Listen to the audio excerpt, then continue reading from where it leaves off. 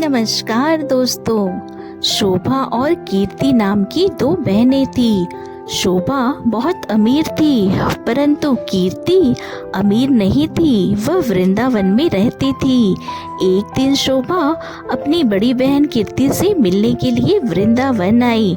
शोभा में अपने पैसों को लेकर घमंड था, परंतु कीर्ति ऐसी नहीं थी।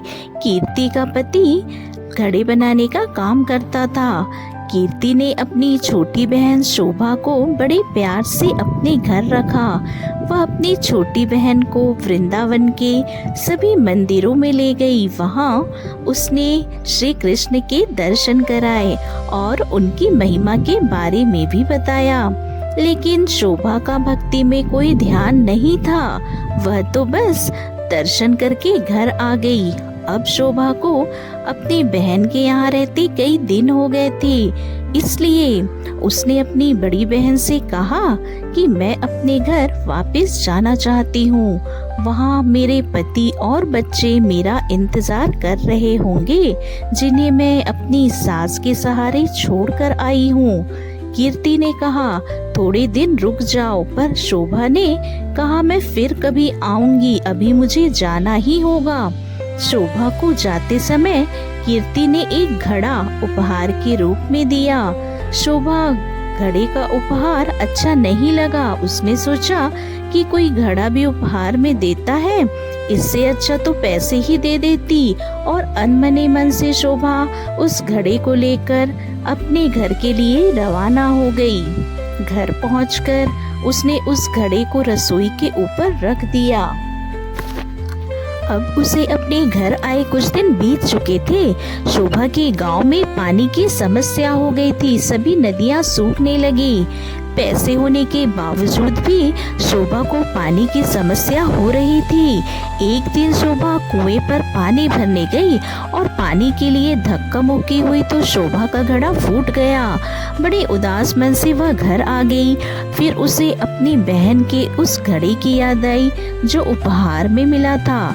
कुएं पर वह फिर से वह घड़ा लेकर गई और अब भीड़ कम हो चुकी थी। आराम से पानी भरकर वह घर आई। जब गर्मी से बेहाल पति घर पहुंचा तो उसी घड़े से एक गिलास पानी शोभा ने पिलाया। इतना शुद्ध और मीठा पानी पीकर उसका पति चौंक गया और पूछा, यह अमृत समान पानी तुम कहाँ से लाई हो? यह तो किसी कुएं का पानी नहीं लगता। तब शोभा ने बताया, यह पानी कुएं से ही लाई हूँ। और ऐसा कहकर घड़े में भरा पानी दिखाने लगी। तो शोभा के पति ने कहा, यह घड़ा तुम कहाँ से लाई हो? तब शोभा ने बताया कि मैं जब वृंदावन से वापस आ रही थी तब यह घड़ा मेरी बहन ने मुझे उपहार के रूप में दिया था।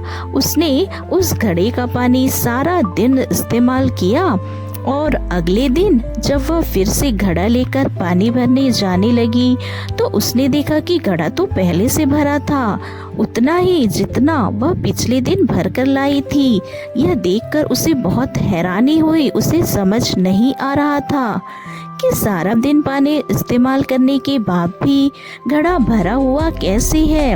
वह यह सब सोच ही रही थी कि अचानक उसकी बहन कीर्ति उससे मिलने उसके घर आ पहुंची। कीर्ति को देखकर वह बहुत खुश हुई, उससे गले मिली और कीर्ति को उसी घड़े से पानी पिलाने लगी और बताया कि तुमने मुझे जो घड़ा उपहार में दिया है वह तो चमत्कारी है। कल सारा दिन इसका पानी इस्तेमाल करने के बाद भी पानी कम ही नहीं हुआ। इतना शुद्ध और मीठा कि उससे बनाया भोजन भी अमृत के समान है। यह बात सुनकर कीर्ति ने कहा, अरे मेरी भोली बहन, क्या तुम नहीं जानती कि यह घड़ा वृंदावन की माटी से बना है, जिस पर किशोरी जी और ठाकुर जी नंगे पांव चला करते थे। इसलिए इस घड़े को चमत्कारी तो होना ही था। इस घड़े के रूप में साक्षात किशोरी जी और ठाकुर जी के चरण तुम्हारे घर में आए हैं।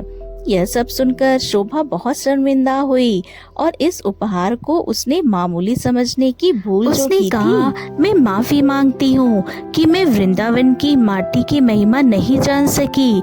जिसकी माटी में इतनी शक्ति है तो उस बांके बिहारी में कितनी शक्ति होगी। और यह कहकर वह अपनी बहन को धन्यवाद करने लगी। शोभा बोली, तुम्हारे कारण ही उनका आशीर्वाद मैं पा सकती हूँ। तुम्हारा बहुत बहुत धन्यवाद। यह कहकर दोनों बहनों की आंखों में आंसू आ गए, एक दूसरे को गले लगाकर रोने लगी। तो दोस्तों, कैसी लगी आपको यह कहानी? ऐसी ही और नई कहानियों के लिए चैनल को तुरंत सब्सक्राइब करें। वीडियो पसंद आए तो लाइक करें, शेयर करें और कमेंट करें। धन्यवाद।